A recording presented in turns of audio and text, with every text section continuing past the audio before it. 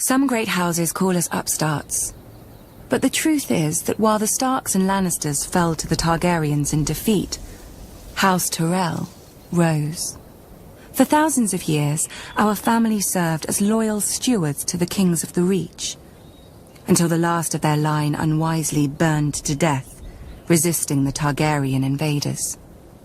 To save the Reach from a similar fate, we yielded the castle of Highgarden to Aegon and his sisters.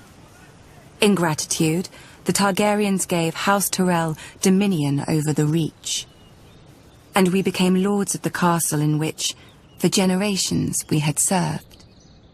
Under the Targaryen dynasty, Westeros prospered. Gone were the petty wars of 7 kingdoms and the endless thirst for minor glories that drove them. The Westerlands enriched the realm. The North guarded it, and the Reach and Riverlands fed it. This harmony is what Robert Baratheon shattered with his rebellion against Aerys Targaryen. When the call to arms came, though, we did not want to answer. The Reach is a gentle land, and honestly, the Mad King was not much loved. But we owed peace and status to his family. My father, Mace Tyrell, called his banners and marched north to battle the rogue Stormlord Robert, who had already defeated 3 forces in a single day. And, at Ashford, my father won. Some chastened my father for not pursuing Robert after the battle. We had cut him off from the Stormlands, the seat of his power, and he had fled north, within easy grasp of Lord Tywin Lannister, the Hand of Aerys, for 20 years. My father moved instead to lay siege to Robert's ancestral stronghold of Storm's End. The rose would strangle the stag as the lion pounced. So we waited. But the lion slumbered, and Robert slipped past the king's forces to join Ned Stark. We could have lifted the siege and deployed our armies north to aid the crown. We could have stormed the walls of the castle and made Robert homeless.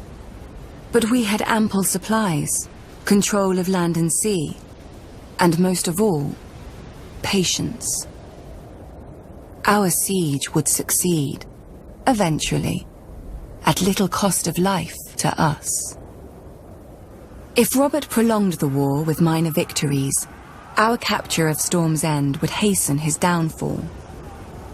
And if Robert won the war, well, it would not do for him to find us in his halls with the bodies of his brother Stannis and his sworn men. When the lion finally showed his colors and purged King's Landing, we knew our cause was lost. My father chose the peaceful route and bent the knee to Robert, who heartily pardoned us. Strange, considering how we'd beaten him and starved his brother to the brink of death. We were to keep our lands, castle and title, but we knew that we would never be welcome at court. It didn't matter.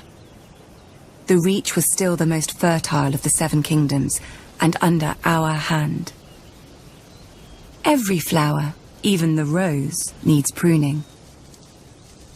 Then it grows strong.